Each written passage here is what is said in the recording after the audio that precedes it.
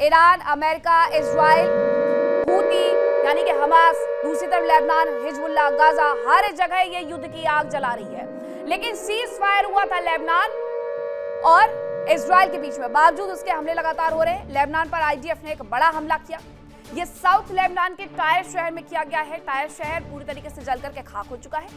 Air strike में रिहायशी इमारतों को एक बार फिर से नुकसान पहुंचाया गया। इसकी तस्वीरें जरा आप देखेंगे तो आपको समझ में आएगा कि कितना बड़ा हमला रिहायशी बिल्डिंग पर किया गया है। ये धुएं का गुबार, आग का गुबार यहाँ पर देखने को सीधे तौर पर मिल जाता है। और ये सिर्फ एक जगह की स्थिति नहीं है, टायर शहर में जगह जगह स्थिति यही बनी हुई है। हिजबुल्लाह का कहना है कि इजराइल के सामने झुकेगा नहीं, भले ही मौत को गले लगा ले। लेबनान का कहना है कि हम हिजबुल्लाह का समर्थन नहीं कर रहे हैं, इसलिए इजराइल के साथ तो हम बातचीत करने के लिए तैयार हैं, लेकिन हिजबुल्लाह को वो रोक नहीं पा रहे हैं। इसलिए इजरायली डिफेंस फोर्स बार-बार हिजबुल्लाह को मार गिराने के नाम पर यहाँ लेबनान में हमले करती रहती है। अब एक और खबर है इसी से जुड़ी हुई, वो मैं आपको बताती हूँ। जो लेबनान पर बार-बार हमले हो रहे हैं, उन सब के बीच में हमलों को लेकर के इजराइल ने एक बड़ा दावा भी कर दिया है। दावे भी कर दिए जाते हैं इन सब के दौरान। क्या दावा? आईडीएफ का हिजबुल्लाह के ठिकानों पर अटैक का दावा है। यही तो कह करके हर शहर को उजाड़ दिया गया है। हालांकि टायर शहर में हिजबुल्लाह के ठिकानों पर हमले का जो दावा किया गया है, उसमें यह भी बताया गया है कि दक्षिणी इलाके से लोगों को चले जाने का आदेश इजरायली डिफेंस फोर्स की तरफ से पहले ही जारी कर दिया गया था, ताकि लोगों को नुकसान ना हो। अब ये हमले की एक और बड़ी तस्वीर आप देखिए। आसमान में आप कई किलोमीटर तक सिर्फ और सिर्फ धुएं का गुबार देख पाएंगे। आपको समझ में आ जाएगा कि ये हमला कितना ज्यादा भयावह था। अगर ये यहाँ से लोगों को जाने का आदेश दे दिया गया तो हिजबुल्लाह क्यों यहाँ पर रुक करके अपनी जान गंवाने के लिए आतुर हो जाएगा? वो भी इन्हीं के साथ वापस चला गया है। लेकिन इन सब में नुकसान उस जगह का हो गया, वहां पर रहने वाले लोग दर दर भटक रहे हैं।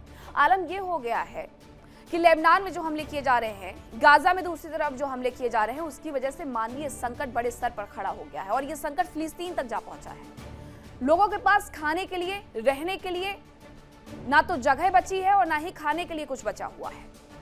इन सब के बीच में इजरायली डिफेंस फोर्स हिजबुल्लाह पर ताबड़तोड़ अटैक इसलिए भी करते जा रही है क्योंकि उत्तरी इजराइल का हाल हिजबुल्लाह ने कुछ ऐसा ही कर रखा है।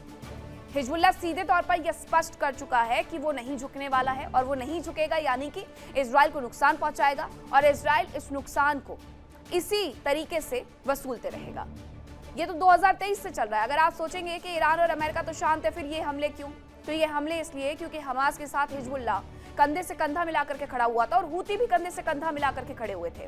गाजा में हमले होते हैं, यमन में हमले होते हैं जहां से हूती आते हैं, और लेबनान में हमले होते हैं जहां से हिजबुल्लाह आता है। राष्ट्रपति ट्रंप लगातार ईरान पर दबाव बनाने का प्रयास कर रहे हैं और वो किसी भी सिचुएशन में ईरान को झुकाने की कोशिशों में लगे हैं।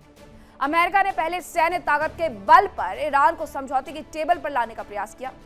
इन सब के बीच में ट्रंप जुबानी तीर के माध्यम से ईरान पर दबाव बनाने की लगातार कोशिशें करते हैं। देखिए इंडिया डेली 24/7 अब आपकी स्मार्ट टीवी पर। इंडिया डेली मौजूद है सभी डिजिटल प्लेटफॉर्म पर लाइव और लगातार। इंडिया डेली 24/7 हर दिन राष्ट्र को समर्पित।